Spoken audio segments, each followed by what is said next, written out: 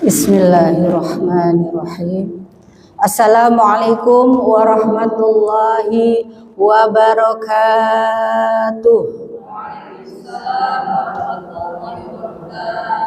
Alhamdulillah. Hadza li hadza wa ma kunna linahtadiya laula an hadanallah. Asyhadu an la ilaha illallah wa asyhadu anna Muhammadan abduhu wa rasuluh la nabiyya ba'dah. Allahumma salli ala sayyidina Muhammad. Allahumma salli wa sallim wa barik alaihi wa ala alihi wa ashabihi wa man tabi'ahum bi ihsanin ila yaumiddin, amma ba'du.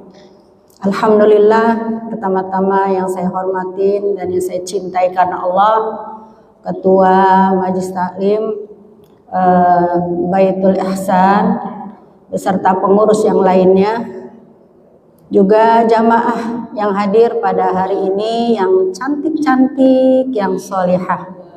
Apa kabarnya Ibu?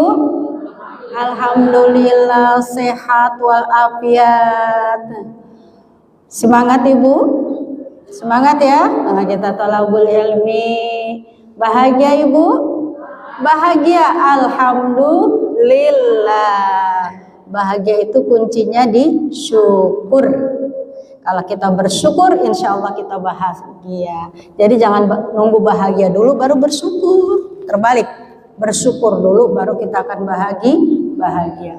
Marilah di pagi yang sangat cerah ini, di hari Jumat Sayyidul Ayyam, ya, kita mengucapkan kalimat Alhamdulillahirabbil alamin atas segala nikmat yang Allah berikan pada kita semua, nikmat iman Islam, nikmat sehat, nikmat kesempatan waktu, hingga atas izin Allah hari ini kita dikumpulkan dalam majelis yang sangat dicintai Allah, yaitu majelis ilmu.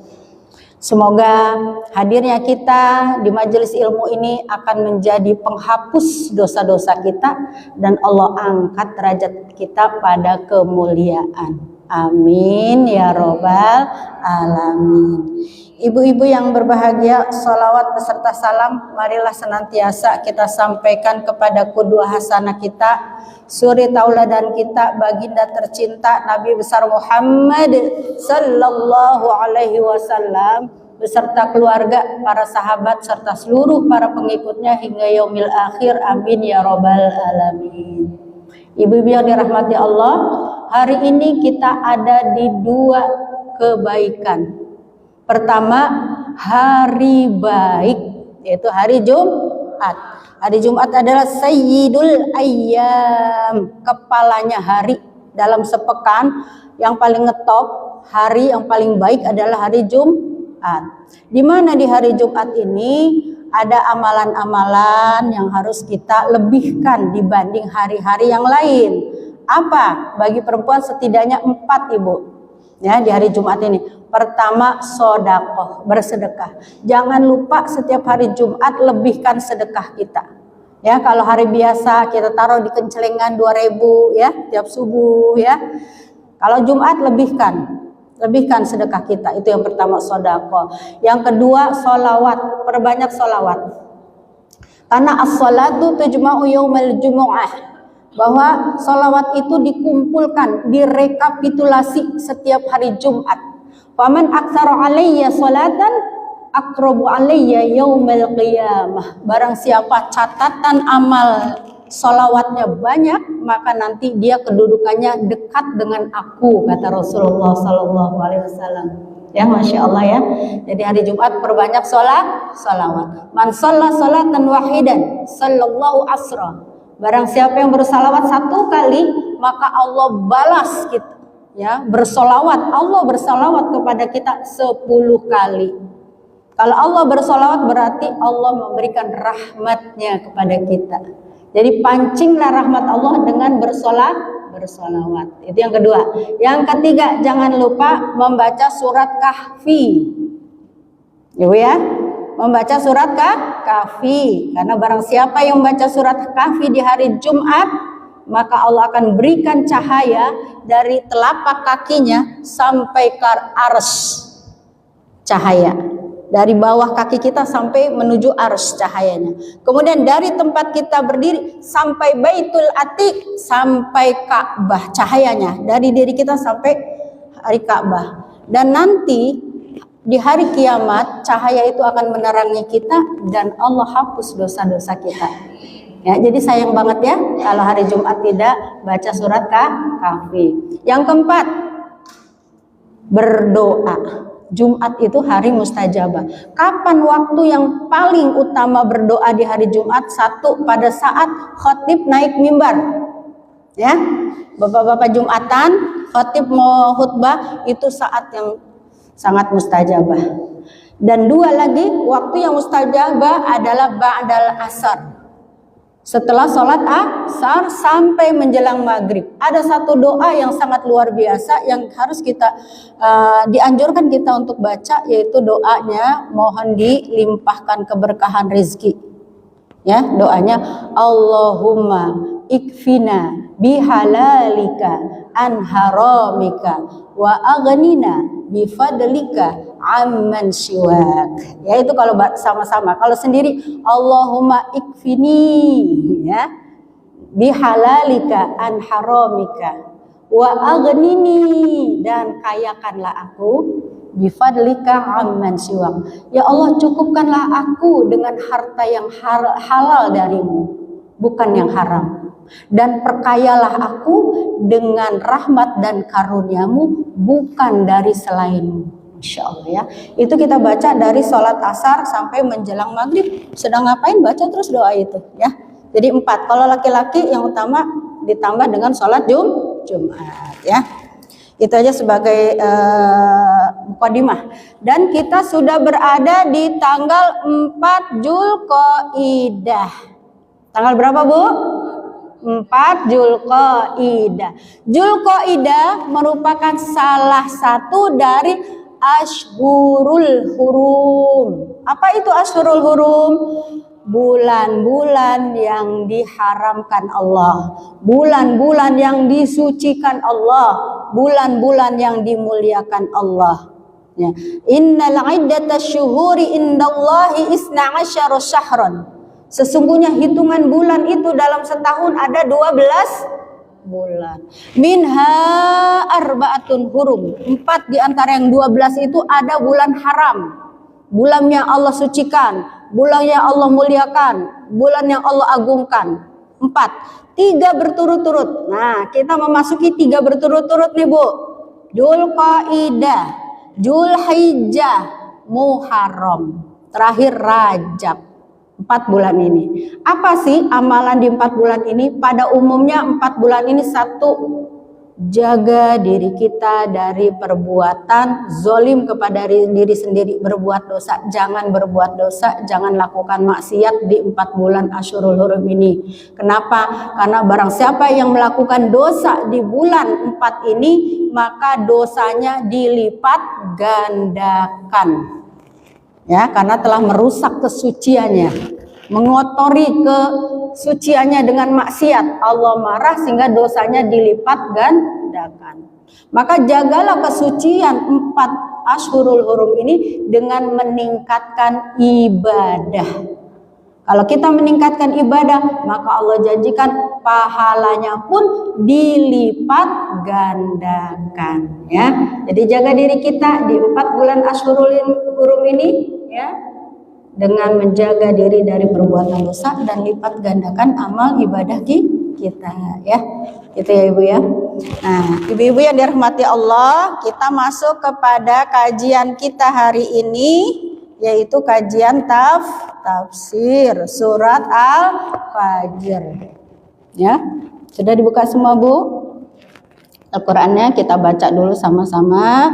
Ya, surat Al-Fajr ini ada 30 ayat. Mudah-mudahan kita selesaikan ya sekali pertemuan. Ya. Ayo kita sama-sama. A'udzu billahi minasy syaithanir rajim. Bismillahirrahmanirrahim.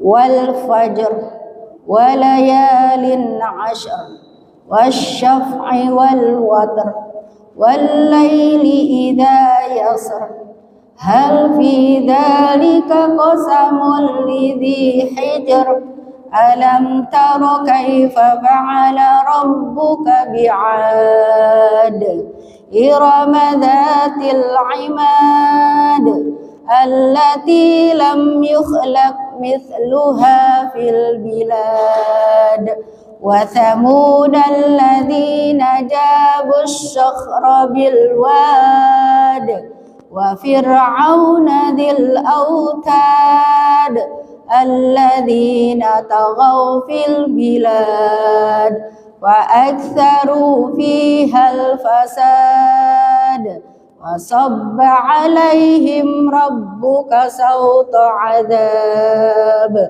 إن ربك لبالمرصاد فأما الإنسان إذا ما ابتلاه ربه فأكرمه ونعمه فيقول ربي أكرمن وأما إذا ما ابتلاه فقدر عليه رزقه فيقول ربي أهانن كلا بل لا تكرمون اليتيم ولا تحاضون على طعام المسكين وتأكلون التراث أكلا لما وتحبون المال حبا جما كلا إذا دكت الأرض دكا دكا وجاء ربك والملك صفا صفا وجيء يومئذ بجهنم يومئذ يتذكر الإنسان أنى له الذكرى يقول يا ليتني قدمت لحياتي ويومئذ لا يعذب عذابه أحد ولا يوثق وثاقه أحد يا أيتها النفس المطمئنة ارجعي إلى ربك راضية مرضية فادخلي في عبادي وادخلي جنتي Sadaqallahul azim. Ibu-ibu yang dirahmati Allah, surat Al-Fajr adalah surat ke-89. Terdiri dari 30 ayat dan turun sebelum hijrah. Disebut dengan surat Makiyah, ya, surat Makiyah. Nah, ibu-ibu yang dirahmati Allah, surat Al-Fajr ini dalam pembahasannya ya, dia terbagi menjadi 4 ya. 4. Yang pertama itu ayat 1 sampai 5 ya. Itu berisi tentang sumpah-sumpah ya. 1 sampai 5 tentang sumpah ya. Jadi wawu di sini adalah wawu qasam, wawu sumpah ya. Allah bersumpah dengan apa nih di ayat pertama? Wal fajr. Allah bersumpah dengan waktu fajar. Nah, ingat selalu ya bahwa di ayat-ayat juz 30 ini banyak sekali Allah bersumpah dengan makhluk-makhluk ciptaannya, bersumpah dengan waktu ya. Di sini Allah bersumpah dengan waktu fajar. Kalau Allah bersumpah dengan waktu fajar, berarti kita diperintahkan untuk memperhatikan ada apa dengan waktu fajar. Keistimewaannya apa waktu fajar itu, sehingga Allah menjadikan sumpahnya dalam membuka sebuah surat. Ya. Waktu fajar itu adalah waktu yang istimewa. Pertama, ya, keistimewaan waktu fajar itu, waktu fajar ada waktu yang secara ilmiahnya nih ya, secara ilmiahnya kualitas udara masih sangat baik. Ya, matahari fajar baru muncul. Ya. Kemudian waktu fajar adalah waktu di mana waktu mustajabah berdoa, ya, karena dia waktunya berdekatan dengan sepertiga malam akhir. Jadi malam itu sepertiga malam terbagi menjadi 10 menit sebelum subuh. Ya, berarti waktu itu waktu kita sahur ya, Ramadan. Jadi kita sebenarnya udah terbiasa bangun saat sebelum fajar terbit. Ya, kita sudah dilatih oleh Allah 30 hari bangun di waktu sebelum fajar. Lanjut nggak di bulan Syawal? Bu, lanjut tidak? Nah, ini beratnya istiqomah ya. Kita sudah berlanjut ataukah setelah Syawal itu wassalam? Wassalam ya. Jadi ini berarti kalau kita sudah terbiasa nanti 30 hari di bulan Ramadan, harusnya Syawal pun tetap jalan. Syawal terus sepanjang tahun itu udah dilatih 30 hari. Ya, mudah-mudahan masih bisa ya Bu ya. Bangun kalau Ramadan jam 3, sekarang setengah 4 lah minimal bangunnya. Nah, itu kan sebelum fajar. Nah, itu waktu di mana Allah turun ke bumi. Dan Allah mengatakan, siapa hamba-hambaku yang berdoa, pasti aku ijabah. Siapa hamba-hambaku yang datang dengan dosa yang menggunung dan dia memohon ampunan, maka aku ampuni. Masya Allah ya, itu luar biasa. Kalau kita punya hajat belum tahajud, berarti belum benar-benar mintanya. Ya, jadi ingat tahajud itu tahu-tahu hajat terwujud. Karena janji Allah seperti itu. Ya, nah jadi waktu fajar adalah 10 menit sebelum azan subuh. Azan subuh sekarang jam berapa Ibu? Berapa? Jam 4.35 ya. Berarti fajar itu jam 4.25. Tuh waktu fajar ya. Saat yang mustajabah berdoa ya. Masya Allah ya. Karena Allah itu memberikan tadi tawaran untuk pengampunan dosa dan ada satu sholat yang nilainya sangat luar biasa, yaitu sholat fajar, atau sebagian menyamakan sholat fajar dengan qobliyah subuh. Ya, ada yang membedakan, ada yang menyamakan. Silakan mau pakai yang mana. Sholat fajar 2 rakaat khairum minad dunya wa ma fiha. Siapa yang sholat 2 rakaat sebelum subuh, ia akan mendapatkan kekayaan, kebaikan dunia beserta isinya. Masya Allah. Tergiur nggak Bu dengan janji Allah? Tergiur Bu, janji Allah itu pasti benar. Kita dijanjiin sama orang, udah ketahuan orang itu tukang bohong, masih percaya aja. Ya, giliran Allah menjanjikan sebuah janji, kita ogah-ogahan, kayak kurang percaya gitu ya. Kalau masih suka ninggalin berarti kurang percaya sama janji Allah. Ya, berarti sholat subuh tadi khairum minad dunya wa ma fiha. Jadi kita disuruh memperhatikan waktu fajar karena waktu fajar sangat istimewa. Bahkan orang-orang yang belajar di waktu fajar itu otaknya ya cemerlang, masih bersih, nyerap pelajaran itu menjadi lebih mudah. Ya. Masya Allah ya, kalau saya pribadi sangat bersyukur karena saya tiap hari ngajar, jadi setiap waktu-waktu fajar itu saya buka kitab tafsir, buka kitab fikih itu menjeleng sambil menunggu waktu. Nah, itu adalah nikmat dari Allah ya. Seakan-akan dipaksa sama Allah untuk mempersiapkan materi. Hari ini saya ngajar apa? Ngajar fikih. Saya mempersiapkan gitu. Dan itu luar biasa nikmat sekali ya. Mudah-mudahan kita juga bisa melakukannya Ibu ya. Waktu fajar. Jadi perhatikan waktu fajar, jaga waktu fajar kita dan isi waktu fajar kita dengan berdoa, istighfar, kemudian melaksanakan sholat fajar. walayalin asr, walayalin asr, dan demi malam yang 10, dan demi malam yang 10. Apa yang dimaksud dengan malam yang 10? Ya, ulama mufasir terbagi menjadi dua. Ada yang mengartikan demi malam yang 10 itu adalah dengan malam 10 terakhir Ramadan. Ya, kan luar biasa tuh ya. Di saat kita berburu Lailatul Qadar, itu malam-malam yang istimewa.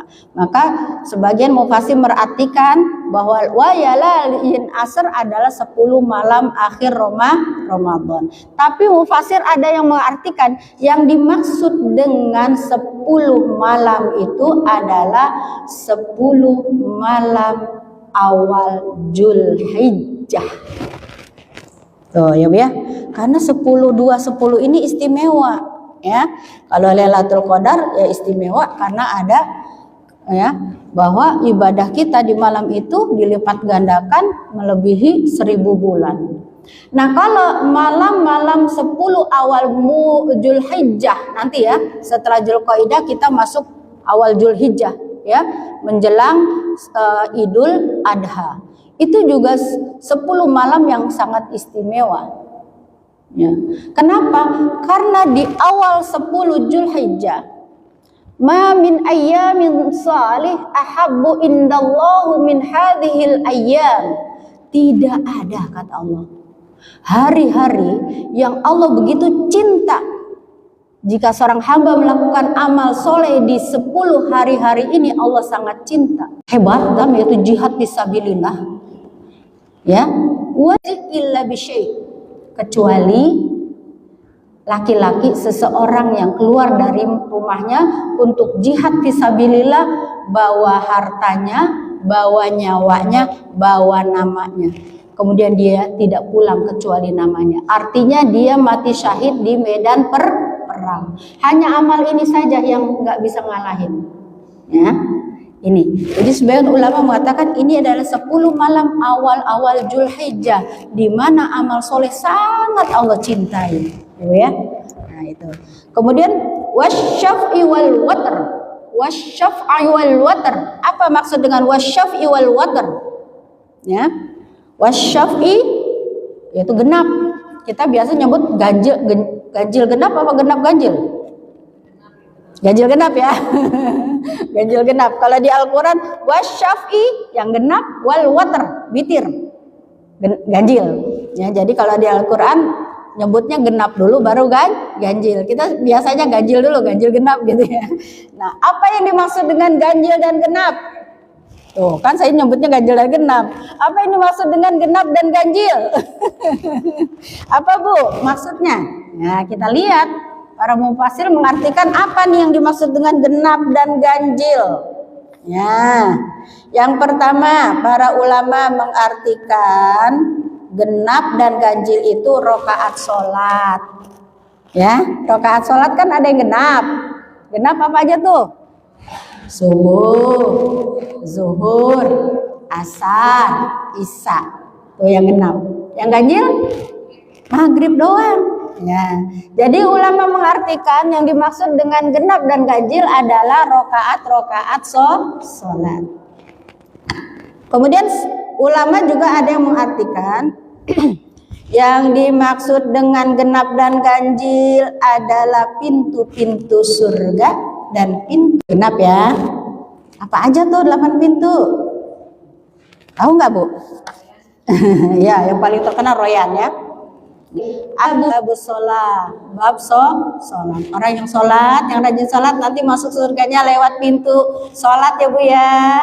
Amin. Yang kedua bab jihad, orang yang berjihad di jalan Allah ya. Kayaknya kita enggak nih. Kalau perang kita enggak ya. Bab jihad atau bab sedekah. Yang ketiga babus sedekah, orang ahli sedekah. Pengen nggak Bu jadi ahli sedekah? Pengen jadi orang royal sedekah ya. Insya Allah nanti masuk surganya lewat pintu sedekah. Yang keempat babur royan. Apa itu babur royan? Nah, orang yang rajin puasa. Kemudian yang kelima, babu khadimul kazimul ghaidha. Kazimul ghaidha. La taghdab walakal jannah. Ini adalah pintu kazimil ghaidha. Kazimil ghaidha, orang yang bisa menahan amarah. Sebenarnya kalau dia marah orang juga maklum. Dia bos, kerjaan karyawannya kagak bener. Seandainya bos ini marah, orang maklum nggak? Maklum, pantas diomelin. Tapi si bos ini memilih tidak marah. Dia malah menegur dengan baik. Lain kali kamu kalau kerja begini ya, lakukan seperti ini semua. Dia ajarkan dengan baik, bukannya marah-marah diomelin. Nah, ini kadimil ghaidh, orang bos, orang yang berkuasa, ya, menemukan kesalahan pada bawahannya, tetapi dia menahan amarah. Atau kita seorang ibu, ya, anak pecahin piring, sekali mecahin 6 biji setengah lusin. Ya. Kira-kira kalau orang bilang marah pantas nggak? Pantas, boleh marah, habis pecah piringnya 6 biji gitu. Tapi si ibu ini menahan diri untuk tidak marah. Hanya menegur, Dek, besok-besok kalau ambil piring 1 aja, kalau 6 berat. Ini anak diajarin caranya. Yuk sekarang kita bersihkan pecahan piringnya. Ibu yang memilih azimil ghaidh. Ya. Nah, ini harus latihan kita ya, Bu ya. Ini peluang masuk surga dari sini terbuka, Bu, kalau kita jadi ibu yang sabar, ya kan? Nah, azimil ghaidh. Nah, pilih dah pintu mana yang kita bisa masukin. Wah, itu berat tuh. Udah cari pintu yang lain. Ya. Kemudian yang keenam, babul aiman. Aiman itu golongan kanan ya. Aiman. Maksudnya siapa? Aiman itu orang-orang yang tawakal. Ya Masya Allah, ya, kerjanya udah sangat luar biasa, berangkat subuh, pulang malam, tapi gaji masih UMR aja. Ya Allah, ya misalnya, ya, dia tetap bekerja keras, tawakal, ya, mengharapkan gaji yang segitu menjadi berkah, mencukupi, ya, kebutuhan keluarganya, tetap tekun ibadah, tetap bersabar. Oh, ini nanti masuk pintu dari babul aiman, orang-orang yang bertawakal. Yang ketujuh, babul haji. Babul haji. Laisa jaza al hajju laisal jaza illa jannah. Tidak ada balasan bagi haji yang mabrur kecuali surga. Tuh ada pintunya, ya. Pintu surga bagi haji yang mabrur. Yang ke-8 nih, Bu. Nih, mudah-mudahan kita bisa masuk dari pintu ini. Babul ilmi. Babul ilmi. Ya, ilmu. Bab, ya, ilmi itu orang-orang yang berilmu dan ilmunya bermanfaat bagi dirinya dan bagi orang banyak. Masya Allah, ya. Jadi orang-orang yang berilmu, ya, bagi ilmunya, sebar ilmunya agar itu bisa memberikan pencerahan, memberikan ilmu bagi orang-orang yang kita ajarkan. Dan kalau sekarang peluangnya luar biasa, ya, makanya saya mulai setiap ngaji itu saya bikin live, saya rekam dan saya taruh di YouTube. Dengan tujuan apa? Ketika saya tutup usia, saya sudah menghadap Allah. Artinya YouTube saya tentang ceramah-ceramah itu kemudian dilihat orang, ya, karena nggak nyangka pas kita udah ada sekian ribu yang nonton YouTube saya. Dan orang yang kemudian dari menonton itu mendengarkan ceramah terinspirasi, maka royalti pahala itu terus mengalir. Jadi silakan ibu-ibu yang punya ilmu apapun yang bermanfaat, ilmu resep bikin donat kentang yang enak, ibu bikin, ya, ibu share ke orang resepnya. Maka setiap orang yang memanfaatkan resep donat ibu, maka ibu mendapatkan pahala yang terus mengalir. Jadi di zaman digital ini, untuk bisa menjadikan ilmu kita jadi ilmu yang bernilai jariah itu sangat mudah. Zaman dulu kan kalau ngaji jamaah 30 ya sudah 30 itu aja yang menerima manfaat.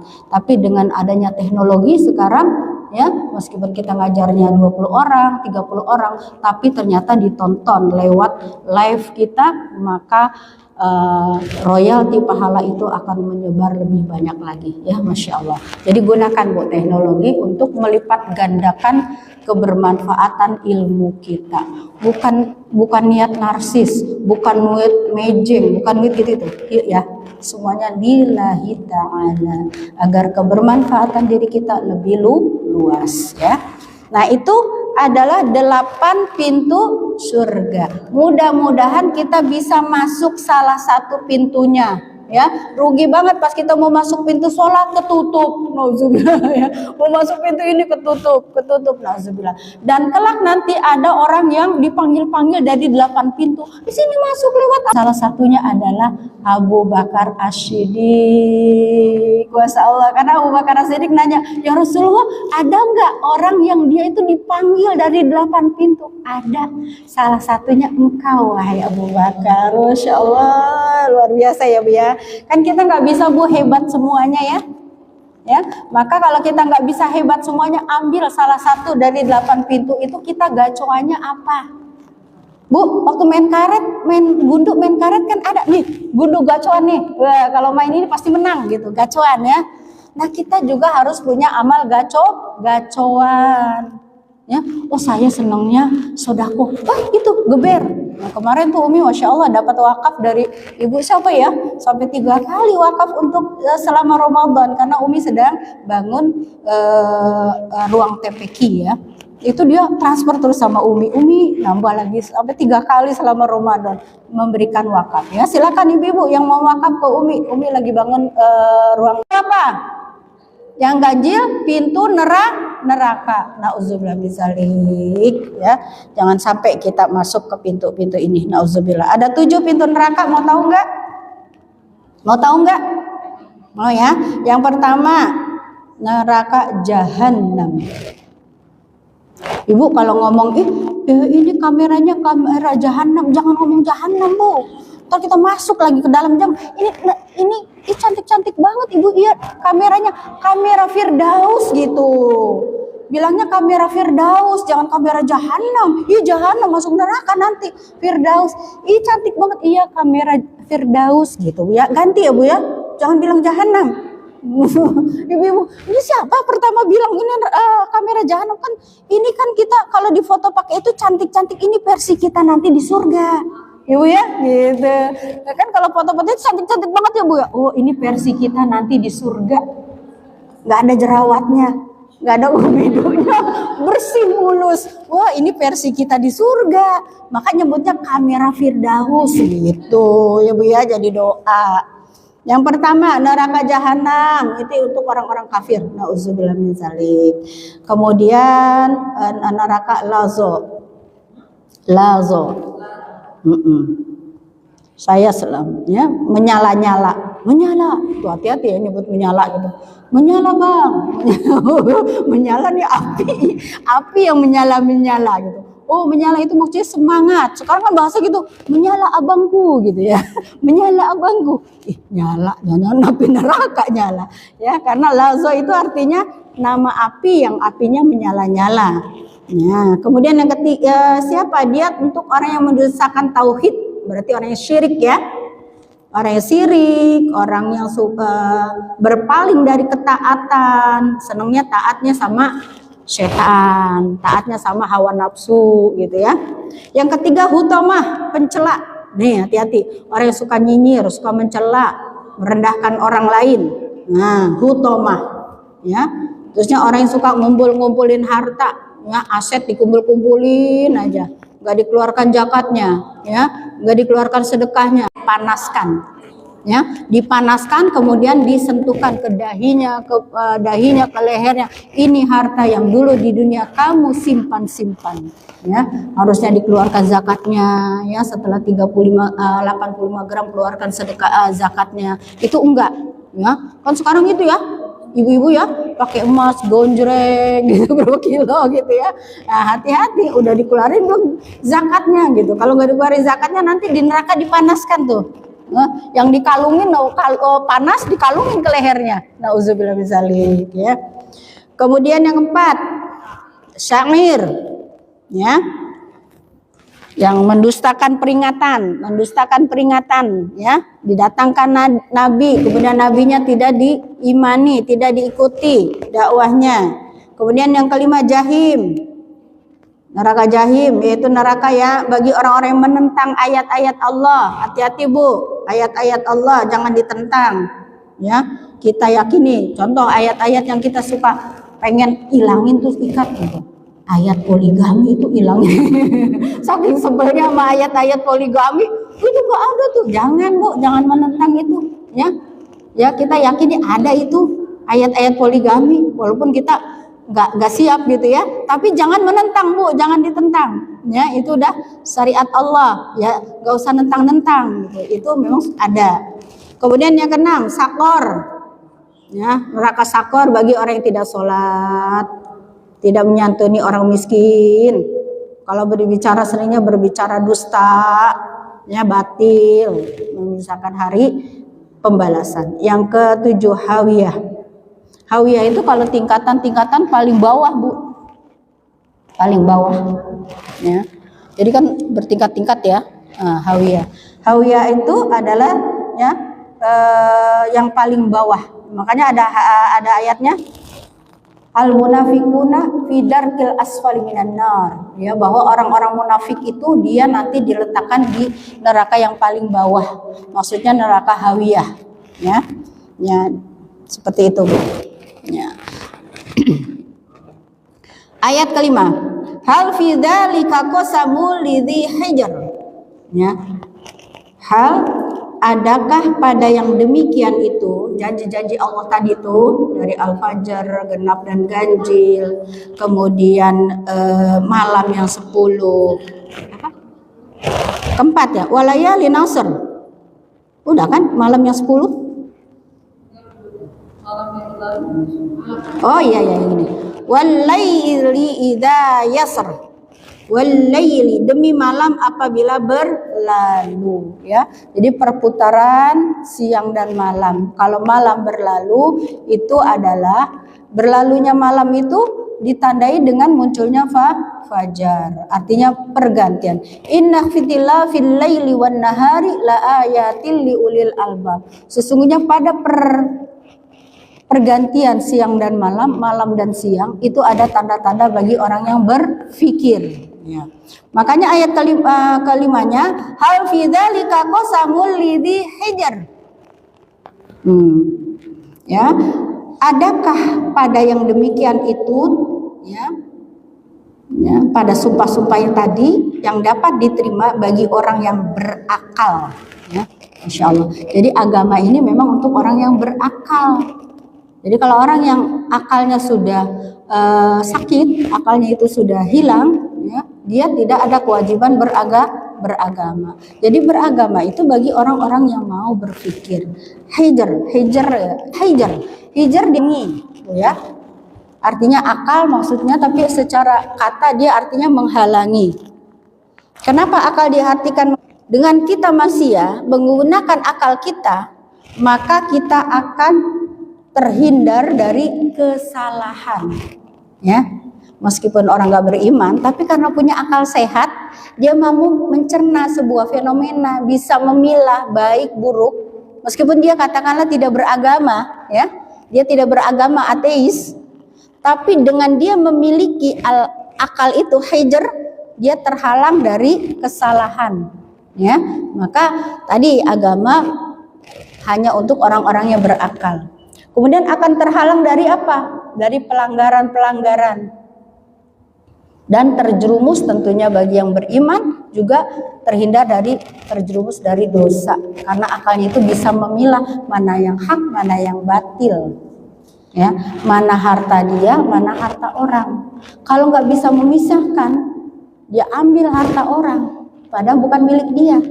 Nah, berarti dia tidak menggunakan hijrnya akalnya itu, sehingga tidak menghalangi dia dari merampas harta orang. Ya, mengambil dengan cara diam-diam, ya, korupsi. Nah, ini berarti orang korupsi tidak menggunakan akalnya, gitu ya. Nah, yang digunakan adalah nafsu, seperti itu, ya. Ini ayat 1 sampai ayat 7 adalah, ya, perumpamaan ya sebagai janji-janji Allah ya. Nah, mulailah di ayat ke-6 ya, ayat ke-6 dan ayat ke-14 ya, itu Allah memberikan peringatan kepada orang-orang kafir ya. Ini inti globalnya, Allah memberikan peringatan kepada orang-orang kafir tentang akibat perbuatan mereka di dunia dan di akhirat ya.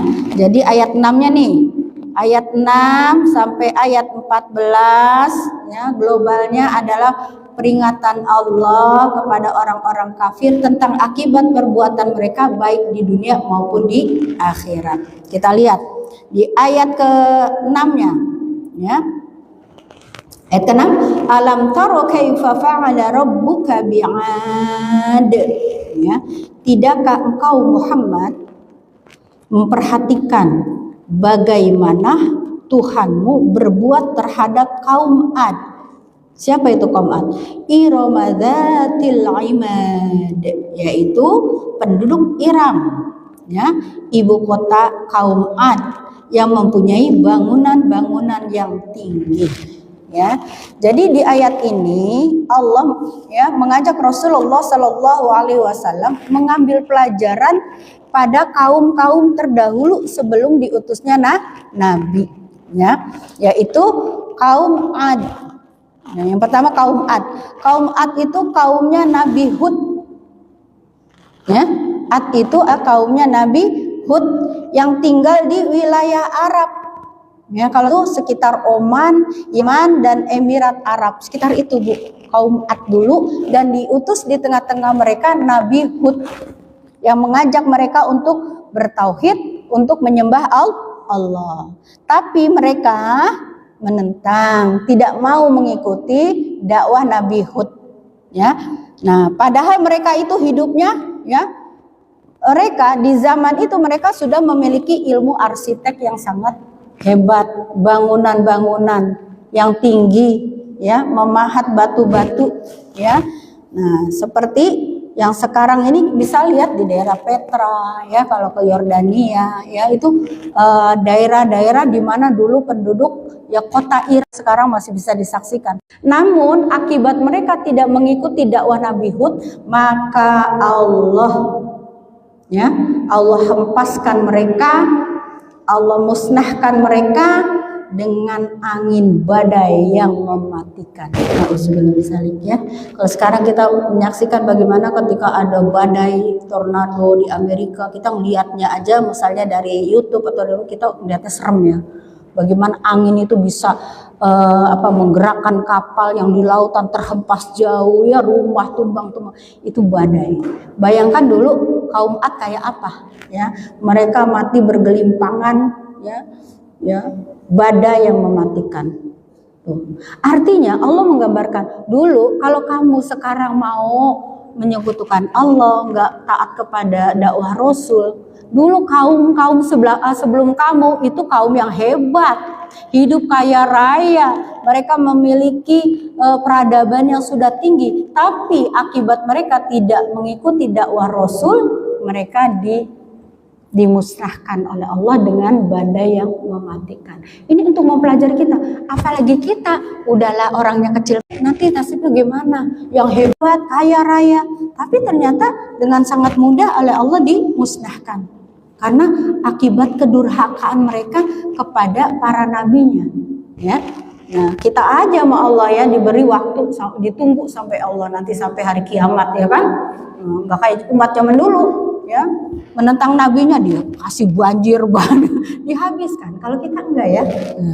Nah, kemudian apa lagi? Iromadzatil imad. Ini ya. Tar dulu itu, Iromadzatil imad 7, yaitu penduduk Iram, kota kaum ya, ibu kota kaum Ad yang memiliki bangunan yang tinggi-tinggi. Allati lam yukhlaq mithluha fil bilad, di mana bangunan tinggi itu belum pernah dibangun di kota manapun pada masa itu. Jadi udah paling keren gitu ya. Wa thamud alladzi jabu asy-syahra bil wad. Dan Rasulullah diajak untuk tadabbur ya, ngambil ibroh dari kaum-kaum sebelumnya, yaitu kaum Samud. Nah, kalau kaum Samud ini kaum dari Nabi Soleh, ya, kaum Nabi Soleh. Dan tempatnya yang sekarang ini sebenarnya Rasulullah kan melarang kita untuk berkunjung ke dua tempat ini ya, yaitu Madain Saleh Al-Ula. Tapi sekarang malah jadikan tempat wisata ya, Al-Ula. Itu tempat di mana sering terjadi bencana karena azab Allah. Kita disuruh jangan dekat-dekat tempat itu, tapi sekarang jadikan wisata ya. Madain Soleh dan Al-Ula sekarang dibangun, itu wisata yang luar biasa. Padahal Rasul pernah mengingatkan jangan dekati tempat itu, karena dulu tempat itu adalah tempat sering terjadi azab Allah pada penduduknya. Ya, Nabi Soleh. Apa azabnya? Ya, kalau Nabi Soleh kan mukjizatnya onta ya Bu ya, onta yang keluar dari bebatuan ya. Mereka bersekongkol untuk membunuh ontanya. Padahal Nabi Soleh bilang ini onta dari Allah, maka jaga, kasih makan, kasih minum gitu ya. Malah mereka bersekongkol untuk membunuh ontanya. Apa yang Allah hadirkan kepada kaum Samud, yaitu gempa bumi dan petir. Nauzubillah min dzalik ya. Nah, ini dua tempat itu sekarang adalah Madain Saleh dan Al-Ula di Saudi Arabia. Ya. Ada satu hadis Rasul melarang kita berkunjung ke tempat-tempat itu. Tapi nggak tahu bagaimana ya, pemerintahan sekarang justru dibangun tempat wisata di situ sekarang. Ya, Masya Allah, nauzubillah. Nah itu ya, artinya Rasulullah disuruh ngambil pelajaran kepada kaum-kaum terdahulu yang lebih hebat, yang lebih sejahtera, lebih ini. Nah karena mereka itu di bumi hanguskan, dimusnahkan oleh Allah ya. Wa fir'auna dzil autad ya, siapa? Dan yang 10 terhadap Fir'aun yang mempunyai pasak-pasak bangunan yang besar ya. Jadi 3 kaum terdahulu diingatkan, kaum Ad, kaum Samud dan Fir'aun ya, orang-orang ya penguasa hebat yang bisa membangun ya, bangun bangunan piramid itu untuk kita semua. Jangan menjadi orang-orang yang mendustai dakwahnya para rasul. Kita lanjut. Udah jam berapa Ibu? Sudah jam berapa? Sampai jam berapa? Ina?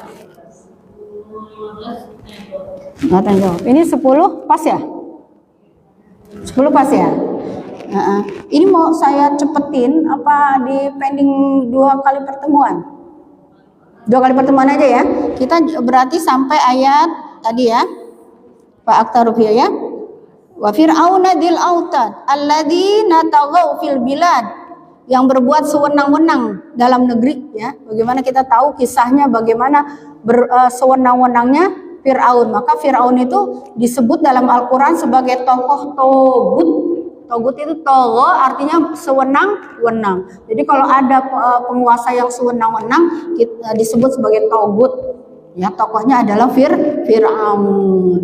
Wa aktsaru fihal fasad, karena itu Tuhanmu ya, mereka banyak berbuat kerusakan dalam negeri ya, melakukan pembunuhan bagi bayi-bayi laki-laki yang lahir, dibunuh ya. Ya. Kemudian fa aktsaru fihal fasad fasabba alaihim rabbuka sautu adzab, sungguh Tuhanmu benar-benar mengawasi ya. Ya, seperti itu. Kalaupun tidak di dunia dia tetap lenggang kangkung ya, walaupun dia meninggalkan kerusakan yang banyak. Allah yang adil ya. Kita cukupkan sampai ayat 14 ya. Ya, insyaallah ini dua tema yang awal ya. Mudah-mudahan apa yang kita kaji hari ini mendapatkan ilmu yang bermanfaat bagi kita semua. Mohon maaf atas segala kekurangan dan khilafan. Astaghfirullahalazim li wa lakum wa lisairil muslimina wal muslimat fastaghfiruhu fa innahu huwa ghafurur rahim.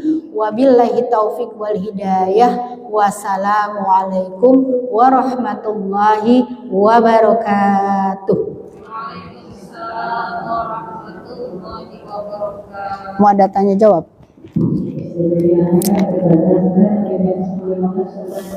Ya. Monggo, monggo.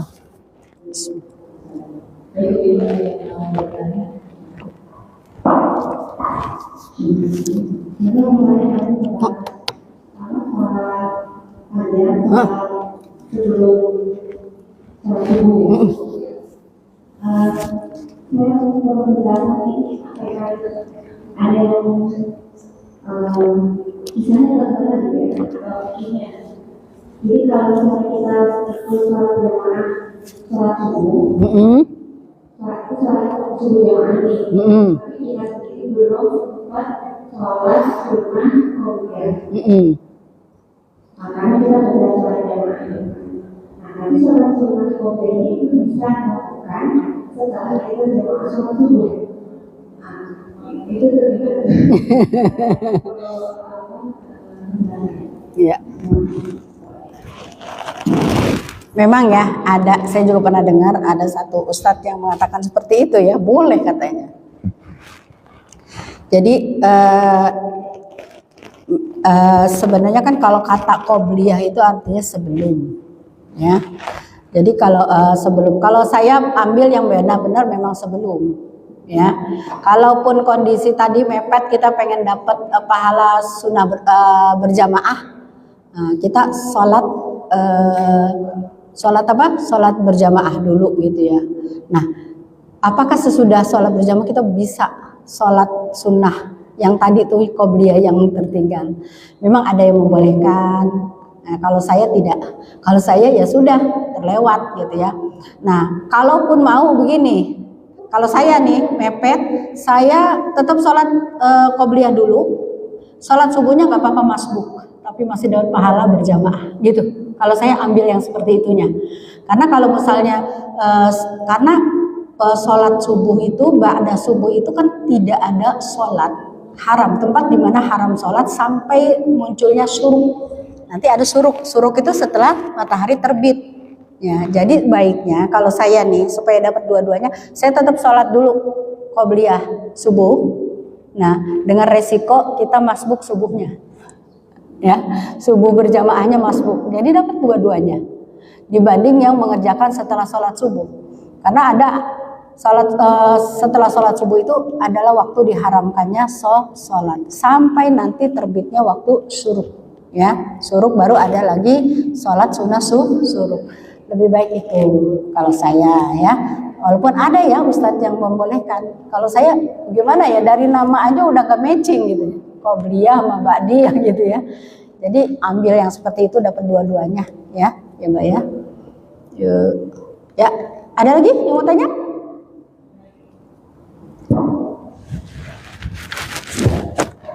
Yuk.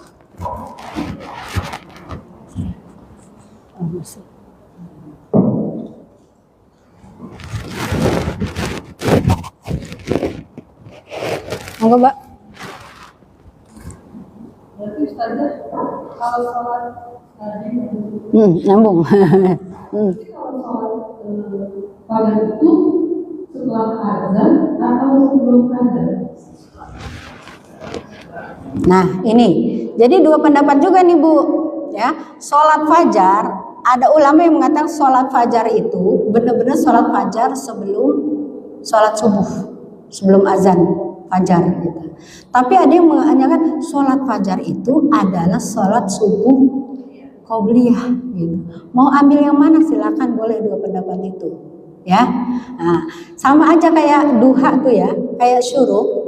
Syuruk itu sebenarnya apa sih? Syuruk itu duha awal, ya. Jadi duha kan 3 waktu ya. Duha awal itu jam kurang lebih jam 6 ya. Jam 6 kurang 5 menit, kurang 4 menit itu namanya salat syuruk. Salat syuruk itu duha awal. Nanti duha tengah itu dimulai dari jam setengah 8, jam 7 sampai setengah 8. Nanti ada duha akhir jam 11 sebelum zuhur. Jadi sebagian ulama mengartikan syuruk itu adalah duha awal. Sama, tadi juga fajar. Ada yang mengatakan fajar itu ya memang sholat fajar. Tapi ulama ada yang mengatakan sholat fajar itu adalah qobliyah subuh. Ya, nah, seperti itu. Jadi kalau sholat fajar terus azan. Nah, ya. Apa kita harus qobliyah lagi sesuatu? Boleh. Kita boleh salat lagi ya. Salat lagi qobliyah boleh.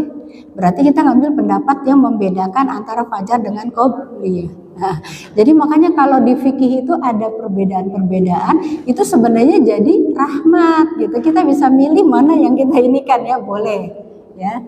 Jadi seperti itu. Kalau yang menyamakan berarti ya memang sholatnya setelah azan sebagai sholat qobliyah subuh. Tapi yang memisahkan, oh dia sebelum azan sholat fajar 2 rakaat gitu. Nanti dia qobliyah lagi, boleh-boleh aja ya. Ada lagi? Kalau udah subuh itu boleh duha lagi. Boleh sholat duha tengah. Kita suruk nih, ya sholat suruk. Tapi suruk kan bersyarat ya. Syaratnya apa? Nah, sholatnya subuhnya berjamaah. Setelah sholat subuh berjamaah, jangan melakukan apapun. Tetaplah di atas sejadah kita, zikir, wirid, baca Quran, zikir maksurat, ya sampai nanti waktu suruk. Misalnya waktu suruk itu jam 6 kurang 5 menit. Kita sholatlah 2 rakaat. Pahalanya seperti apa Ibu? Pahalanya sangat menggiurkan. Pahalanya seperti haji dan umroh. Haji dan umroh sempurna, tamah, sempurna. Jadi kenapa? Nggak boleh nyambi, nggak boleh. Ah? Kalau ke toilet nggak apa-apa, itu naluriah ya, boleh. Kita musepuk, nggak apa-apa.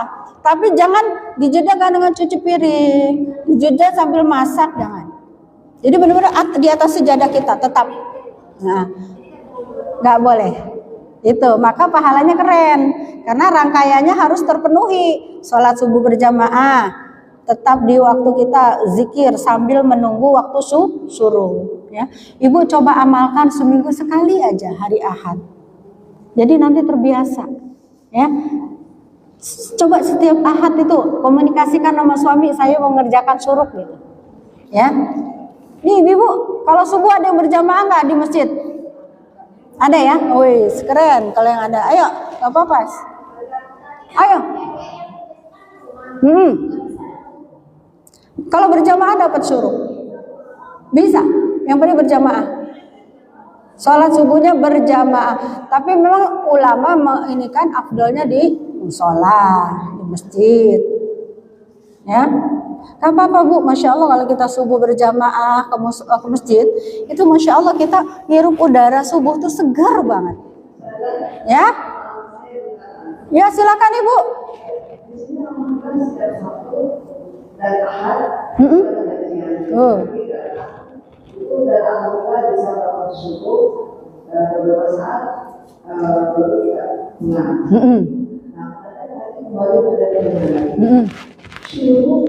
Persyaratannya tidak ada apa-apa atau kajian atau apa, tapi tidak meninggalkan satu kesadaran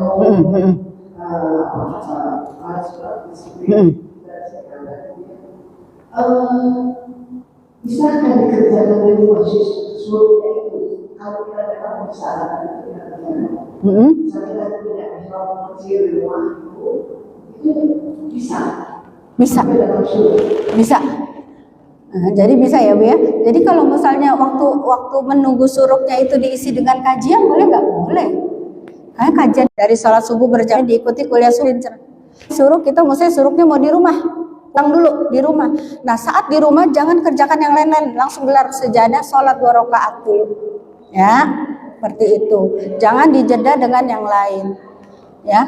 Kenapa bersyarat? Karena pahalanya keren, haji dan umroh. Coba nggak ngeluarin duit, ngeluarin tenaga, tapi dapat pahala yang sama, kan luar biasa, ya. Jadi Ibu coba latihan seminggu sekali, seminggu 2 kali. Kalau Sabtu Minggu bisa, keren, ya. Masya Allah. Kalau itu udah jadi amalan rutin kita, itu ninggalin sayang banget, ya. Seperti itu, ya.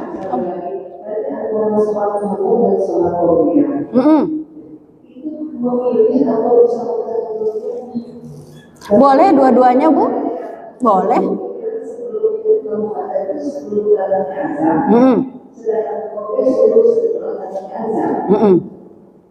Boleh Ibu. ibu mengerjakan misalnya 2 rakaat fajar sebelum subuh, boleh sebelum azan, atau setelah azan ibu 2 rakaat sebagai qobliyah subuh, boleh dua-duanya ya Bu ya. Kita ambil salah satunya boleh karena itu amal sunnah ya. Wa'malu mastata'tum. Ya, kalau urusan sunnah itu kerjakan semampu kalian, semampu kita. Ya, tapi kalau kita udah tahu manfaatnya kan sayang kalau kita tinggalin ya. Nah, gitu. Jadi kalau sunnah itu ya, sunnah itu kerjakan mastata'tum, semampu kalian. Tapi kita ingin kemampuan kita selalu terupgrade gitu ya.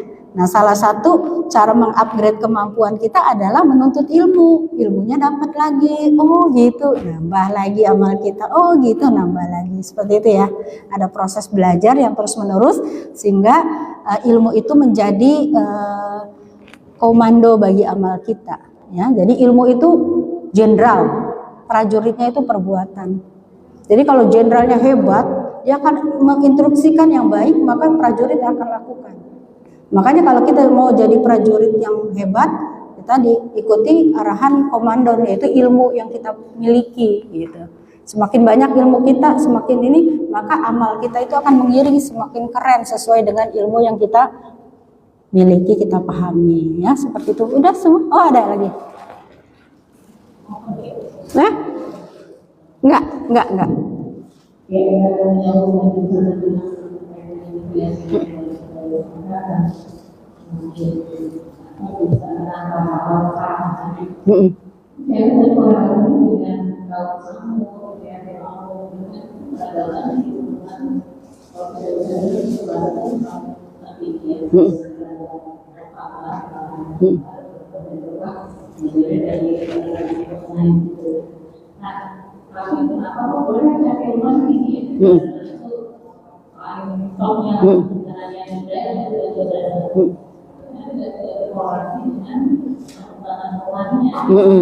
Iya.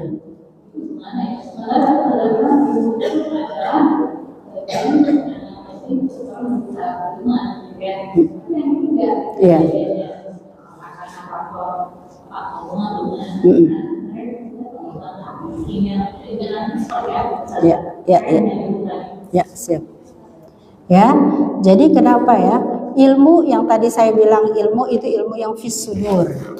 Ilmu fis-sudur itu ilmu yang sampai kita paham dan menghadirkan keimanan ya, ilmu yang fis-sudur. Kata Rasul itu ilmu itu tidak di akal, tidak hanya di akal tapi fis-sudur, di dada, di jiwa. Nah, ketika terjadi dikotomi, perbedaan antara teknologi, kan ada dulu Pak Habibie berusaha mensinkronkan antara imtak, iman dan takwa ya dengan teknologi gitu ya. Nah, ketika itu terjadi dikotomi, dia memang cerdas secara akal ya, teknologi menguasai, ilmu-ilmu keduniaan katakanlah menguasai, namun di sudurnya ini kering dari ilmu-ilmu tauhid, dari ilmu-ilmu agama, sehingga tidak sinkron antara kecerdasan akalnya dengan kecerdasan hatinya gitu. Kalau dalam Islam ilmu itu tidak dipisahkan antara ilmu agama sama ilmu dunia, karena ilmu itu semuanya bersumber dari Allah, Al-Alim, Allah yang maha berilmu. Kemudian Allah membagi ilmu. Ada ilmu yang dibagikan kepada manusia-manusia pilihannya, yaitu ilmu-ilmu wahyu, lewat wahyu. Kemudian ada ilmu yang dibagikan kepada siapapun yang mau bereksperimen, mau melakukan kajian, mau melakukan penelitian dan sebagainya, itu disebarkan kepada siapa saja. Tidak memandang muslim kafir, siapapun yang dia melakukan pengkajian ilmu, maka dia akan mendapat ilmunya. Seperti Isaac Newton, kemudian orang-orang hebat itu ya, yang di barat, karena mereka mengoptimalkan tadi akalnya untuk memahami ayat-ayat di alam semesta. Tapi dia nggak memahami ayat-ayat Allah yang bersifat ayat-ayat Al-Quran. Ya, jadi ilmu memang dua. Ya, ada jalur resmi lewat para nabi, kurikulumnya Al-Qur'an, kurikulumnya wahyu ya. Orang-orang yang dititipkan pilihan Allah diberikan kepada siapa? Kepada orang-orang yang mau mengimaninya. Ya. Sedangkan ilmu tadi, jalur ilmu dari alam semesta ini, ayat-ayat kauniyah yang bertebaran di alam semesta ini diberikan kepada siapa saja, bukan manusia pilihan. Siapa saja yang mau mengoptimalkan otaknya, mengoptimalkan akalnya, maka dia dapat ilmu. Katakanlah Isaac Newton, ilmu gravitasi bumi, gitu ya. Kemudian siapa yang paling pintar, Bu? Albert, Isaac ya, Albert ya. Nah, itu kan orang-orang cerdas yang mereka apa? Mengoptimalkan akal pikirannya untuk membaca tanda-tanda di alam semesta. Maka dapatlah ilmunya. Nah, tapi kalau ini tidak nyambung dengan yang ini tadi, tidak menghasilkan iman, tidak menghasilkan amal soleh gitu. Nah, makanya kemudian ada kan upaya-upaya untuk memadukan antara ilmu agama dengan ilmu teknologi ya. Dulu sih tokohnya itu Yahya, siapa tuh dulu? Yahya siapa? Iya, Harun Yahya ya, Harun Yahya kan gitu dulu ya, berusaha untuk menyatukan. Makanya sekarang muncul kan SDIT, terpadu. Terpadu itu maksudnya apa tadi? Memadukan antara ilmu umum dengan ilmu agama. Kalau dulu kan terpisah, yang belajar agama di madrasah, pesantren gitu ya. Nah, sementara sekarang ada upaya-upaya mensinkronkan, menyatukan. Nah itu supaya diharapkan tadi imannya, katanya hatinya kalau dulu ada istilah hatinya kiblatnya ke Ka'bah gitu, otaknya ke Jerman gitu. Gitu katanya ya. Nah, ini kalau yang terjadi pada Samud, dan itu karena memang tadi mereka memang cerdas secara ilmu-ilmu ilmiah. Tapi pas diajarkan ilmu dari Allah mereka nggak mau, menentang, menolak gitu ya. Karena menolak Allah hancurkan mereka. Seperti itu ya, Ibu-ibu. Ya, monggo, sudah ya? Ada lagi? Cukup ya? Sudah. Ya, kita tutup dengan saya pribadi istighfar ya. Astaghfirullahalazim. Astaghfirullahalazim. Astaghfirullahaladzim li wa lakum wa lisairil muslimina wal muslimat. Bismillahirrahmanirrahim. Allahumma ja'al hadhihi jam'atan marhumah wa tafarruqna min ba'liha ma'sumah. Ya Allah, jadikanlah perkumpulan kami hari ini adalah perkumpulan yang Engkau rahmati, dan jadikanlah perpisahan kami adalah perpisahan yang Engkau hapuskan dari segala dosa. Allahumma aslih lana dinana allati huwa ismatu amrina, wa aslih lana dunyana allati fiha ma'asuna, wa aslih lana akhiratina allati fiha ma'adina, waj'alil hayata ziyadatan lana fi kulli khair, waj'alil mauta rahatan min kulli syarr. Ya Allah, perbaikilah dalam beragama kami yang merupakan kunci kehormatan bagi kami. Ya Allah, perbaikilah dunia kami, tempat kami menjalani hidup. Ya Allah, perbaikilah akhirat kami, tempat kami kembali. Ya Allah, jadikanlah hidup kami senantiasa lebih baik. Jadikanlah kematian sebagai kebebasan dari segala keburukan. Allahumma inna nas'aluka khairu mas'alah wa khairul du'a wa khairul ilmi wa khairul hayat wa khairul mamat wa sabbitna wa thaqilna mawazina wa rfa'na darajatana wa taqabbal salatana wa ghfir khati'atina was'alal ula minal jannah. Ya Allah, sesungguhnya kami mohon kepadamu doa terbaik, permintaan terbaik, ilmu terbaik, amal terbaik, kehidupan terbaik, kematian terbaik. Ya Allah, ampunilah dosa-dosa kami. Ya Allah, terimalah salat kami. Ya Allah, angkatlah derajat kami. Ya Allah, tempatkanlah kami di surgamu yang tertinggi.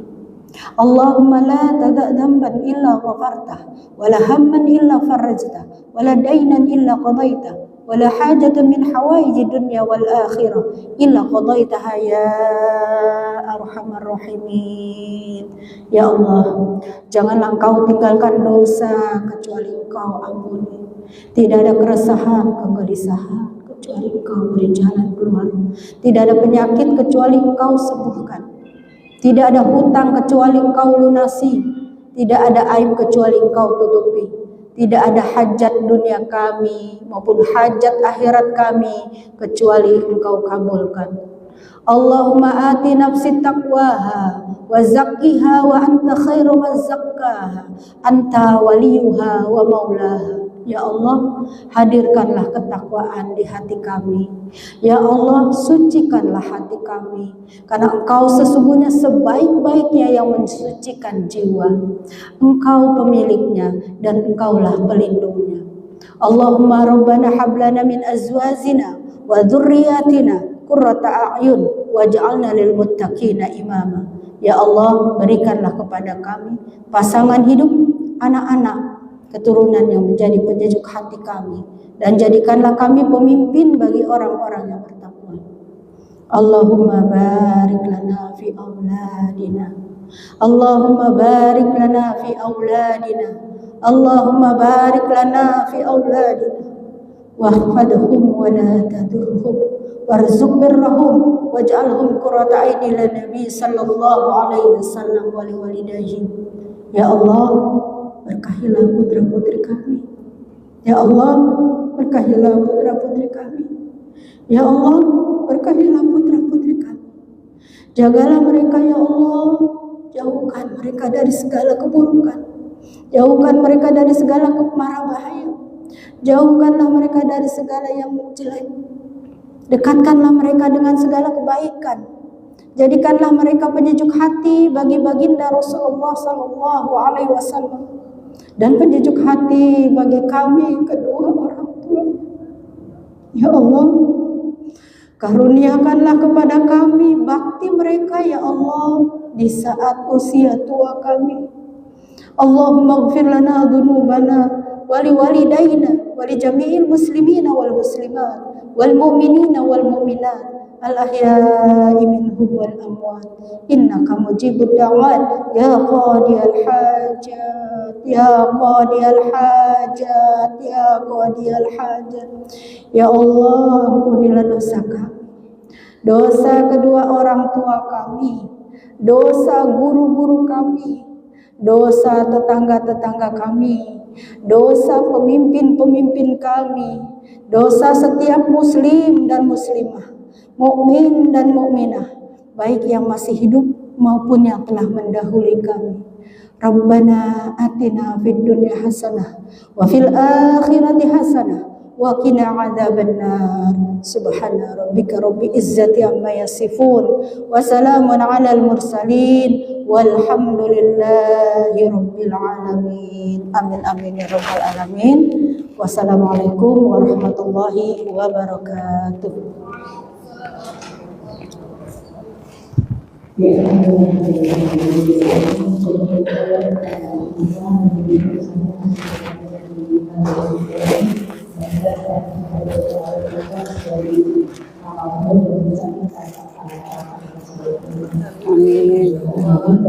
Baik.